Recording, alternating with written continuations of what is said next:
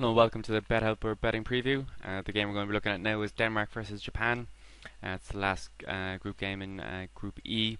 The other game in that group is Cameroon versus Holland. It's also scheduled for 7:30 p.m. as is this one. It's for the 24th of June, which is Thursday. This one is scheduled for Rustenburg, so we're going to be at altitude for this one. Having a look at the Asian handicaps, the handicap has actually changed during the week. It was Denmark minus a half, Japan plus a half. It's now changed to Denmark minus a quarter, Japan plus a quarter.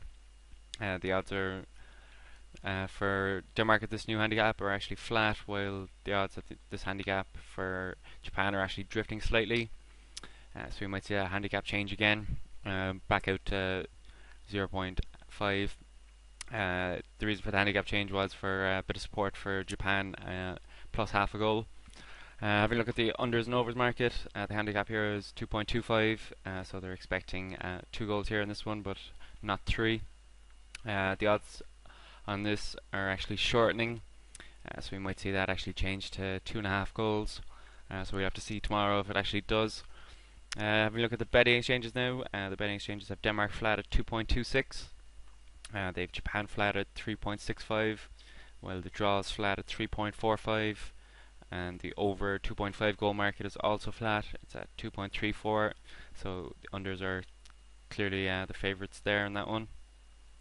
Looking at the percentages matched at the betting exchanges, at the moment there's only about 200,000 matched, so again that'll be up into a few million euro by tomorrow. So we'll have to wait until we make any final decision on our bets until that. Obviously, you can still see that Denmark have a clear advantage. They've got 73% of the match bets at the moment, while Japan only have 13%, while the draw is 14%. So we'll see if that shifts tomorrow into the kickoff time. The over 2.5 goal market has 33% of the match bets, so there's 67% of the amount matched in the overs market gone on the unders, so it's clear to see there. Having a look at the bookies have Denmark flat at 2.25, while Japan are flat at 3.3, and the draw is flat at 3.4, and the over 2.5 goal market is flat at 2.15. So again, the unders looking more likely there. As you can probably tell, there hasn't been much movement at the exchanges or the bookies. Probably because this game isn't one of the biggest and will only become a focus of attention closer to the game. As I said, 200,000 24 hours before kickoff is one of the lowest we've seen, so we're going to have to monitor to see what happens in the next 24 hours and see where that money goes. If you look at recent form, Denmark have 2 wins, 0 draws and 4 losses in their last 6 games. They lost their opener to Holland 2-0. And they beat Cameroon coming from a goal behind there to win 2-1 to put them in pole position for qualifying. Japan then have a pretty terrible recent record. They've 1 win and 5 losses.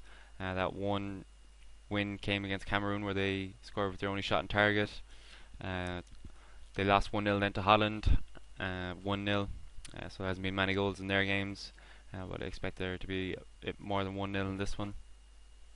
Head to head, there's only been one previous meeting, which Denmark won 3-2. That came in 1971, so a long time since these two sides have met. Looking at some streaks, Japan have only 9 goals in 12 World Cup games, so they're averaging less a goal, 0.75 goals per game. So they scored 1 goal already, so they've a current scoring ratio of 0.5 goals, so you might expect them to score in this one, especially since they have this is effectively a playoff for them. Whoever wins this will be through with Holland. First time Denmark have come from behind to win the World Cup is actually against Cameroon, so they have a bit of mental strength there to work off. Japan have only 1 win in 6 against European opposition at the World Cup, so they've not really performed against European sides. If Denmark win, they will have qualified for the second round in 4 of their 4 World Cups that they have qualified, so they'll be looking to keep up that impressive stat. Denmark have won 10 out of 14 games versus Asian opposition. They've only 1 defeat in there, and they've 3 draws. Japan have never won when they've conceded, so you would expect them to concede in this one. So having said that, doesn't look like they have the ability to score 2 goals, so you might have to side with Denmark in this one.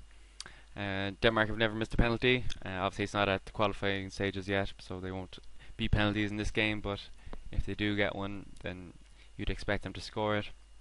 Having a look at the rankings, Denmark are 36th according to FIFA, while they're ranked 24th according to the ELO rankings. So they're in better form.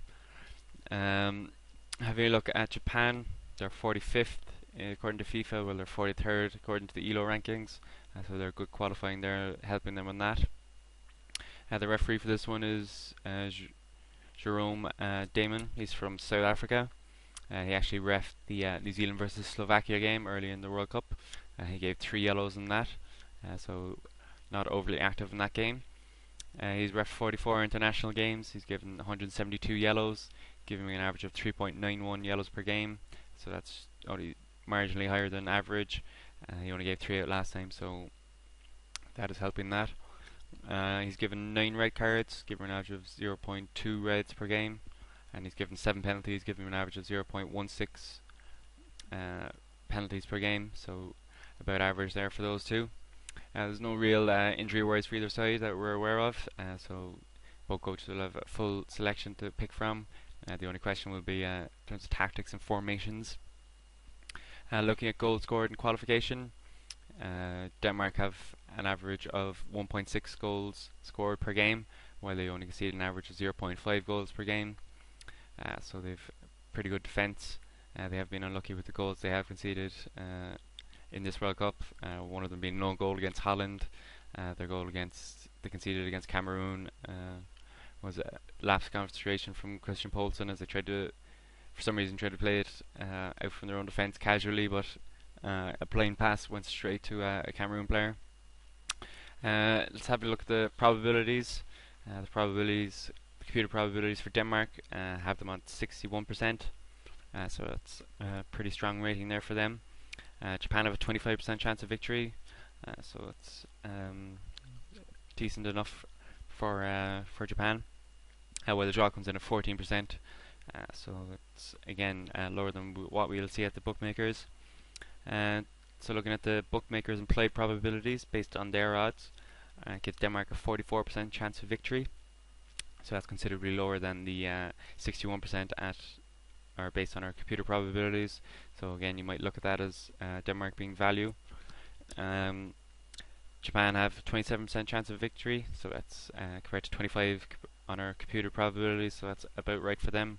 And the draw comes in at 29% according to the bookmakers.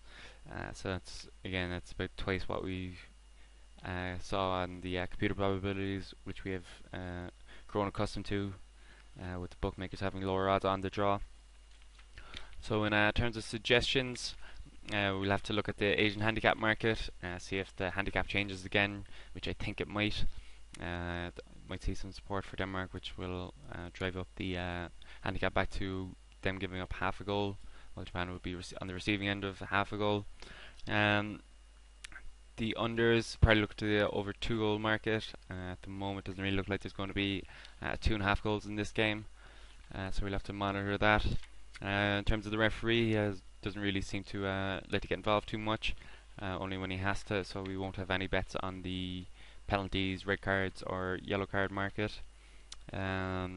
So for tomorrow's final analysis and suggestions, and of course my actual picks that I will be betting on myself, go to twitter.com/bethelper. Have all the up-to-date news and analysis there. Leave any comments below, any emails with feedback or suggestions. Go to bethelper.ie@gmail.com. So I look forward to tomorrow's round of games.